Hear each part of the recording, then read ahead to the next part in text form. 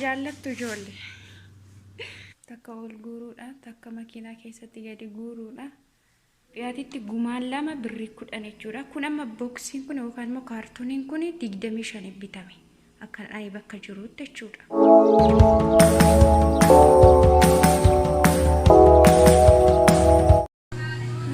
Handaaqoon kana fakkaatti zibdaa yookaan dhadhaa miti kun.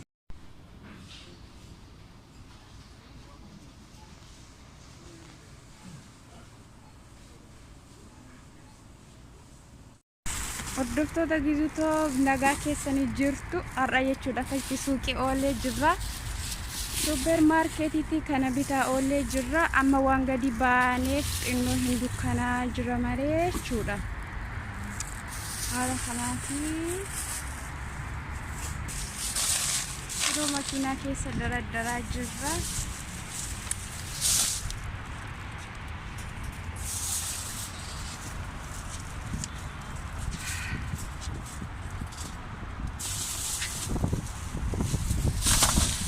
Olmaan guyyaarraa kana fakkaatan isiniin jedha. Waan binne immoo egaa waan baay'ee binne viidiyoo isaatiin egaa isinitti agarsiisa gara dhumaatti. Kunoo ruuziin keenya kanadha.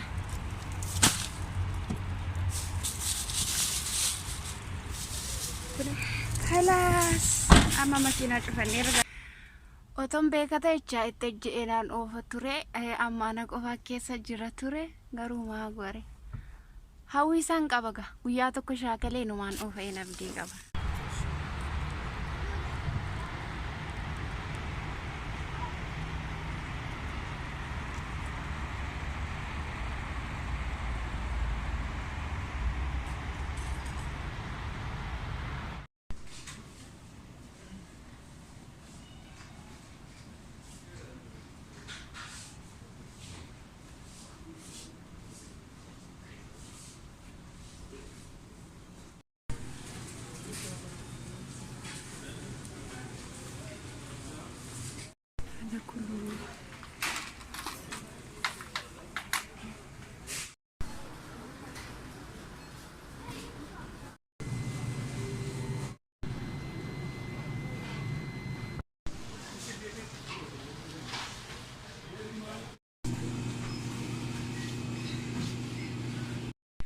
Kunoo magaalee jirra. Waaqaaf galannaatu mana geenye jiran isiniin jedha. Kunoo mana buufannee jira qodaa bitaa oolee akkasitti jechuudha. Amma ganaan daradara. Takka ol guuruudha, takka makiinaa keessatti gadi guuruudha. Inni akkasan isiniin jedha. Kana hundumaa amma jechuudha. Kunoo as keessan daradara. Walakkaan hafi walakkaallee qixxee gaadheeraa. Akkasi ka guyyaarraa dadhabbiin akkasi. Ugaa ji'aan akka haaluma kanaanii kan madaamiin kiyya fiddu. Ji'aan bultii 30 jechaadha. Dirqama kan akkasiiti guurtee fiddi. Kun argitanii mastaatii kan fakkaatu jechaa. Kun amma kan sukkaaraati. Kun kan sukkaaraati. Kun immoo kan ruuziiti jechuudha. Amma ruuzii as keessatti naqna.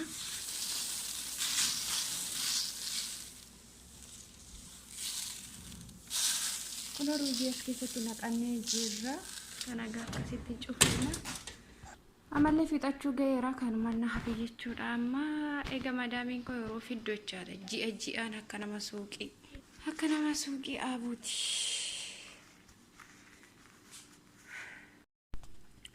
Ijoollee aannan kanachaa shaayitti baay'een jaalladha. Boonii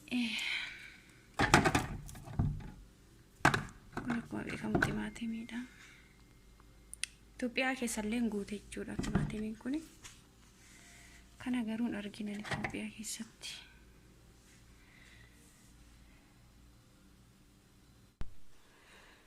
Kun akkuma keenyatti.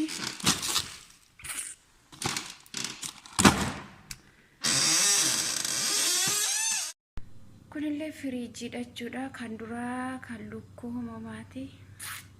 Kun akkasin isin jedha. Isaaniif haa eebbifamu ennaka.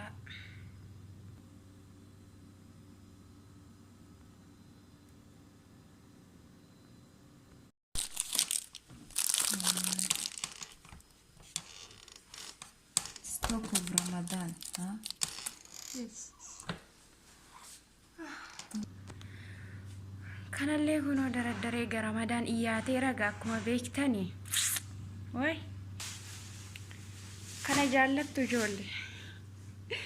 Naqaa naqimo haddoo geettanis. Janet, like use this? Yeah? Yeah, sweet, good.